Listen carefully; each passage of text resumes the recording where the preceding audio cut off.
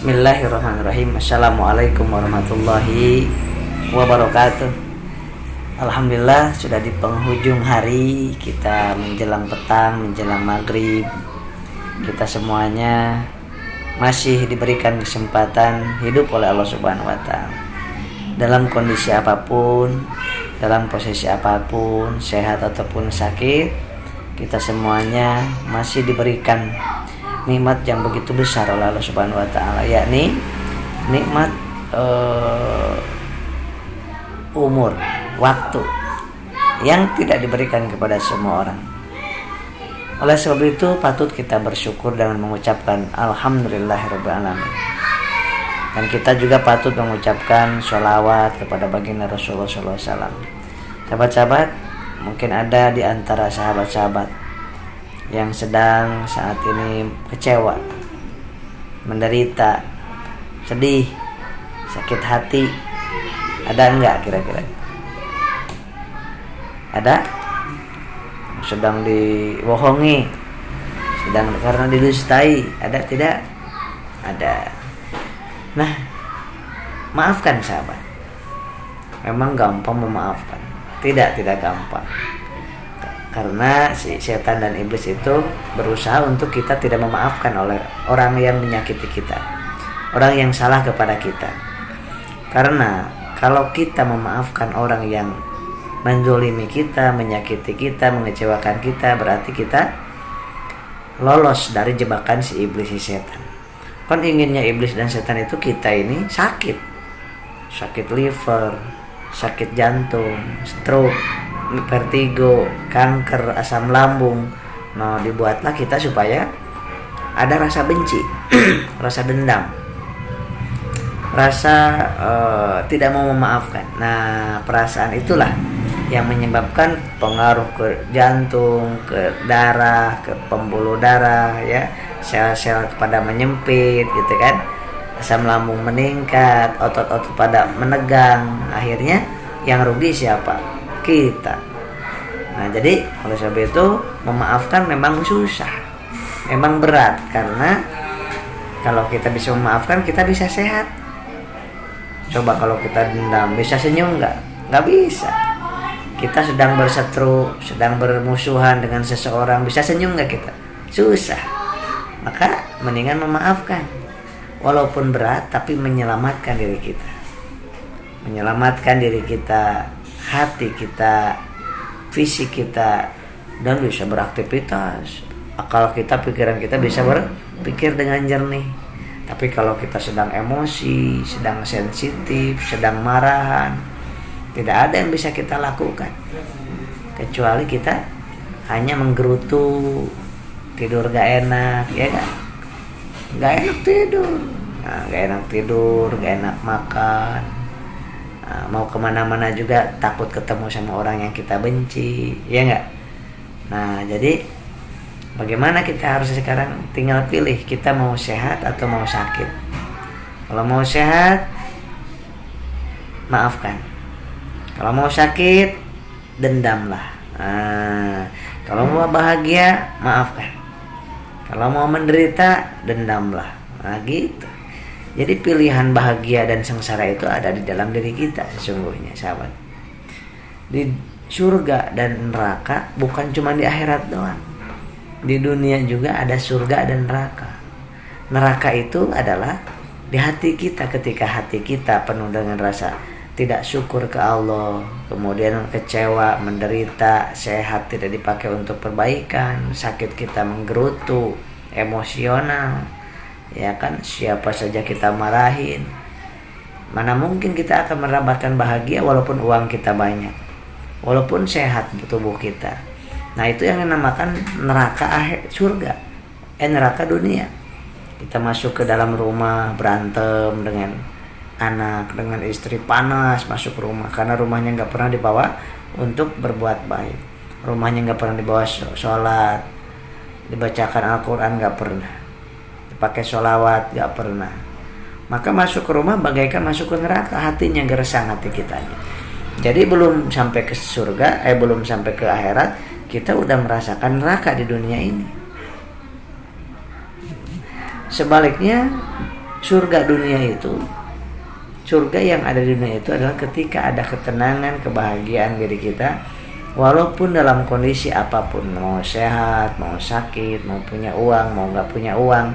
Ketika kita hatinya tenang, tentram, ridho, berserah diri sama Allah sambil ikhtiar terus, ikhtiar maksimal, memohon kepada Allah, bangun di tengah malam jam 3 mohon kepada Allah. Kemudian sungguh-sungguh kita memohon sama Allah, dan kita sungguh-sungguh untuk berusaha, berikhtiar. Kemudian kita maafkan orang-orang yang menyakiti kita.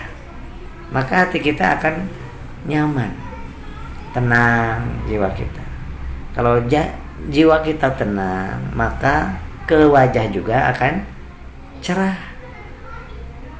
Dan ke hati, ke jantung juga nggak akan berdebar-debar. Ke lambung tidak akan perih, tidak akan kembung, ya kan? Kemudian ke kepala nggak bakal migrain, nggak pusing, karena kita pusing mikirin sesuatu. Kadang-kadang seringnya itu kita pusing bukan karena tensi rendah apa tensi tinggi, tapi karena mikirin sesuatu yang belum terjadi, atau memikirkan sesuatu masa lalu kita, kenapa dulu saya gini, kenapa dulu saya gitu. Nah, itu membuat kita stres sendiri. Karena apa? Kita sendiri yang membuat kita stres. Allah memberikan solusi, tapi kita tidak mendapatkan solusi itu. Allah udah berjanji, siapa yang dapat solusi, maka bertakwalah ke Allah, pasti akan berikan solusi. Siapa yang dapat solusi pertolongan Allah, tolonglah orang lain, maka kita akan ditolong oleh Allah.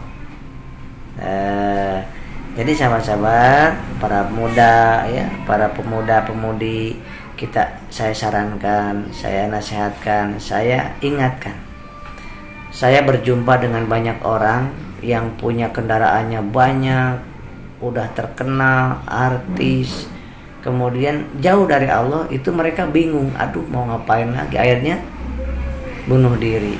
Udah pusing mikirin hidup ini, udah pusing. Padahal kurang apa? Rumahnya gede, mobilnya mewah, uangnya banyak, dikenal banyak orang, tapi ada yang mau bunuh diri. Kenapa coba? Karena hatinya kosong dari zikrullah. Jadi nggak tahu tujuan hidup ini apa. Ayo kita tahu, ayo kita cari tahu tujuan hidup kita ini bukan di dunia ini.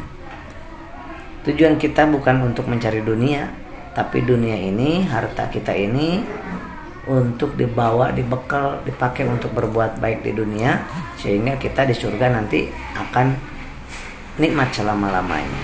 Nah, gitu. Jadi jangan sampai kita itu orang yang banyak uang loh, banyak uang, punya jabatan, ya kan, punya dimuliakan sama manusia, rumahnya bagus, nggak kenal ke Allah, nggak ingat kepada tujuan hidupnya, akan sengsara.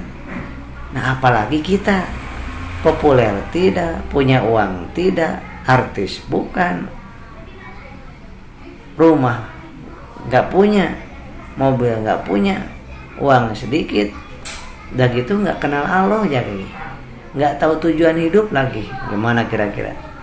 Kita akan menderitanya di dunia sampai di akhirat. Makanya gak sedikit juga orang-orang yang sudah mencapai puncak kesuksesan di dunianya, segala ada, dia udah ngapain lagi saya ya? Semua udah kebeli keinginan saya, mau ngapain lagi? Oh, satu yang saya belum mendapatkan ketenangan batin, maka dia hijrah. Hijrah gimana? Hijrah mendekati Tuhannya, hijrah mendekati Allah, hijrah tunduk sujud ke Allah, mempelajari Islam bagi yang agama Islam. Dekatin Allah, deketin kepada ajaran agama Islam, kemudian belajar tentang hidup di alam surga, di alam barzah, alam hasyar, alam surga. Oh, ternyata hidup ini kalau hanya mengejar dunia, ada puncaknya, ada batasnya, mentok. Kalau udah mentok, lu ngapain aja nih saya? Sudah kayak gini banyak uang, banyak harta, ngapain lagi? Bingung. Tapi kalau orang yang udah beriman ke Allah, beriman kepada hari akhir, dia nggak bakal bingung. Dia jadikan semua yang dimilikinya itu untuk mendapatkan kebahagiaan di akhirat kelak. Ya, dia deketin Allah, dia tadinya nggak sholat jadi rajin sholat, tadinya nggak kenal Al-Quran, pegang Al-Quran, belajar Iqra, walaupun usianya udah remaja, nggak usah malu. Allah sangat senang. Walaupun dosa kita sebanyak apapun, deketin Allah. Nah, deketin Allah, Allah maha baik, Allah nggak ngelihat masa lalu kita. Yang Allah lihat adalah hari ini ke depan. Maka ini penting bagi anak muda, mudi ya, di zaman sekarang ini, mumpung ada waktu. Nanti kalau udah di alam kubur udah nggak bisa lagi balik lagi ke dunia.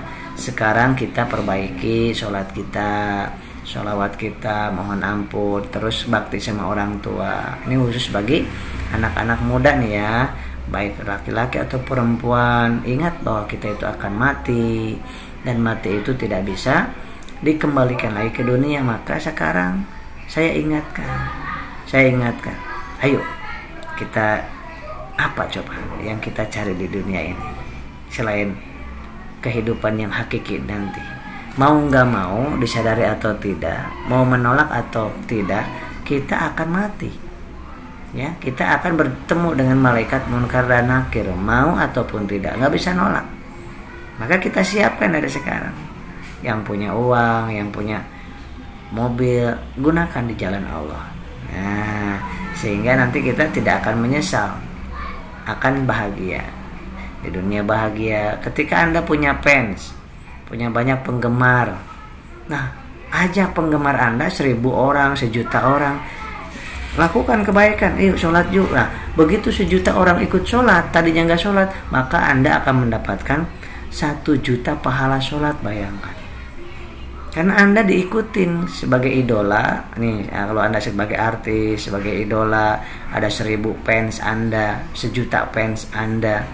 Kalau kemudian Anda bilang, ayo berbakti kepada orang tua, yuk jangan mendurhaka orang tua, kemudian 1.000.000 orang itu berbakti kepada orang tuanya, gara-gara Anda bicara gitu, berarti Anda punya pahala 1.000.000 pahala berbakti kepada orang tua. Masya Allah. Cuman bilang yuk sholat, yuk ngaji, diikutin oleh 1.000.000 orang, udah setiap dia ngaji Anda dapat pahala sampai alam kubur nanti. Masya Allah. Maka berbahagialah sahabat-sahabat yang punya fans. Ajak fans itu dekat ke Allah, ajak fansnya mengenal Allah, supaya kita mendapatkan pahala kebaikan-kebaikan dia. Siap ya, insya Allah ya, insya Allah. Mudah-mudahan kita dimuliakan oleh Allah dunia dan akhirat. Saya Asep Brother. Saya di channel YouTube-nya Asep Brother, di Facebook-nya Asep Brother juga, dan IG-nya Asep Brother. Mudah-mudahan bermanfaat. Nanti habis maghrib saya live di Facebook saya. Silakan ikutin di Facebook-nya Asep Brother.